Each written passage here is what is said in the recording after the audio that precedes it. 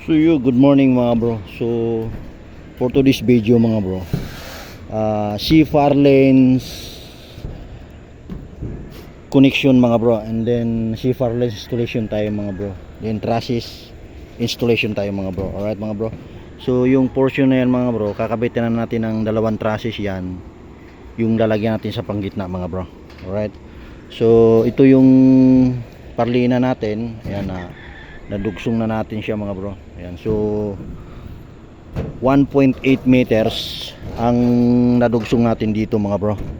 Alright mga bro, so ayan, ganyan lang po tayo pagdugsong nito.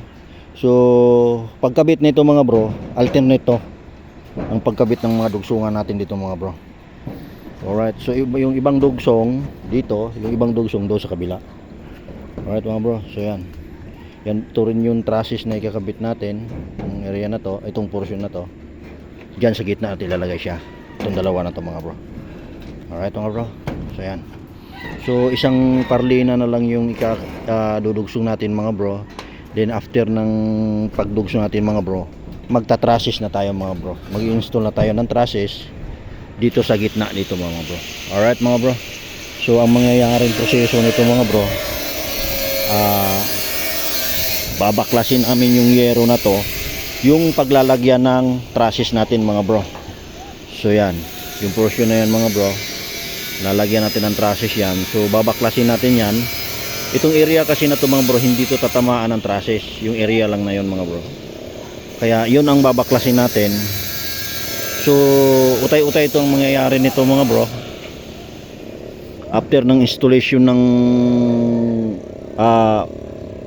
trusses natin mga bro, yung dalawa, lalatagan natin sila ng lalatag sa dulo ng parlina. Yan po yung proseso natin mga bro. Then dito sa dulo parlina rin, so babatakan siya natin, tansi na naman ngayon mga bro. Alright mga bro, so hindi naman tayo talaga, kahit sino mga bro, wala pong makakapag-install dito ng perfect yan mga bro. Alright, so magkakaroon ng resulte, hindi naman kalakihang resulte yan mga bro. Maliit ng resulte, pero hindi talaga mapiperfect yan kahit sinong taong magkakabit ng ganito mga bro.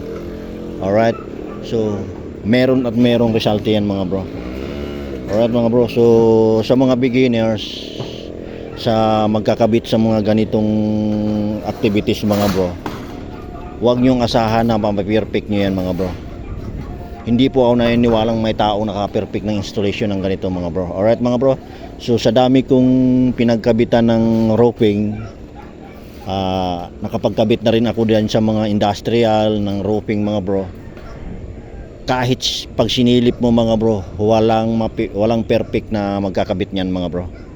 Alright, silipin mo yung mga trusses, yung parlina nila, meron at meron talagang resulte mga bro. Alright mga bro, so hindi po ako naniniwalang mapiperfect natin yan mga bro. Alright mga bro, so idudugsong na natin yung isang parlina na yung mga bro, then installation na tayo ng trusses mga bro. Alright mga bro, let's go mga bro.